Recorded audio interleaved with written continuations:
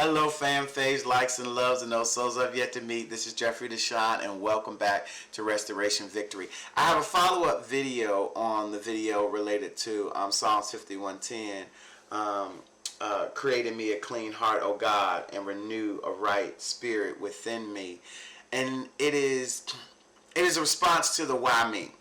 Why me?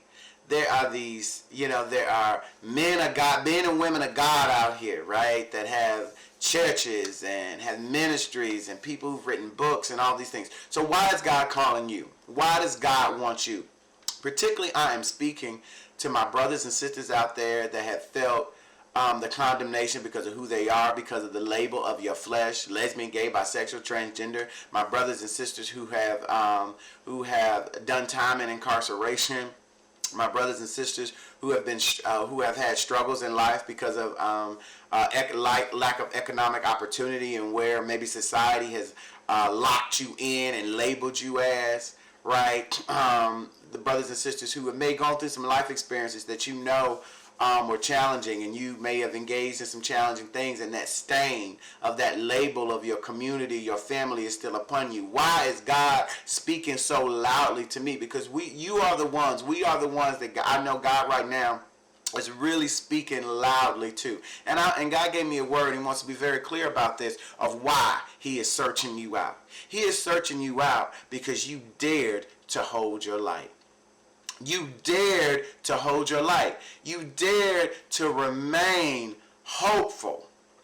Even when you were maybe angry at God because of that which you had experienced. Even when you had mirrored back or projected or displaced that which man had put upon you unto God, because you once had a relationship. Many of us who grew up in the church, grew up in faith families, denominational families, but who've been laid aside because of the life experiences that you have had, because of that which your flesh experienced or is, right?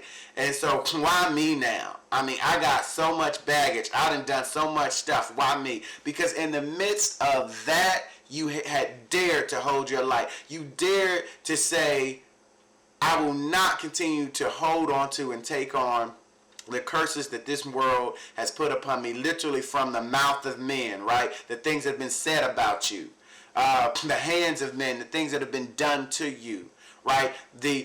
From the institutions and systems and culture of men, the blocking of opportunity and access, or even socially being blocked, right? We got all this social blocking and ghosting going on.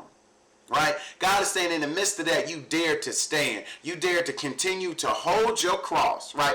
That which the world was condemning about you. You dare to continue to walk forward with that cross on your back. So God is saying, you are the ones I want. It's one thing to go sit in the house of God and just go, oh Lord, and pray all day and shelter yourself off from the world. God blesses them and thanks those too who have been sort of anchored in houses of God and sort of worshiping, and I know who I am and dot. But it's the special thing God is saying about those of you who, in the midst of what this world is sometimes coming, condemnation and shame coming from those who are in the house of God, right? So how dare you be that way, right? I can't believe you did that, right? The shame that comes. And God is saying, you dare to step forward, continue forward on your life journey, holding your light in the belief and the hope that one day God, in some shape or form, would show up on your behalf. And God is saying, you I want. You I want, because you know that which you are, and you have that anchor hope that was placed in you at a foundation very early, even before you were really conceived from the spirit level, right? You held it within you, and God is saying, you I want. Because you that have held your light through the storm, through the condemnation and shame of this world, oh my goodness, God can create in you a clean heart, because He knows your heart. He knows your heart is pure. He knows your desire for yourself. And in you, God can renew your right spirit, because you have continued to seek after something more than what the world put upon you, something more than you had experienced, something more than the challenge, something more than that which you did, which was a challenge or a burden unto you in your life. You, God can use. And so that is why you have weathered through the storm and dared to hold your light.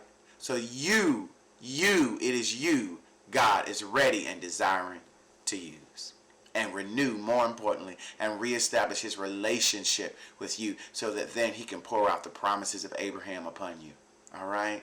So trust and believe again that God is speaking to you. And because of the strength within you to stand in the face of all the condemnation that this world has put upon you, God knows he can use you. I'm Jeffrey DeShawn. Thank you so much for again joining me here at Restoration Victory.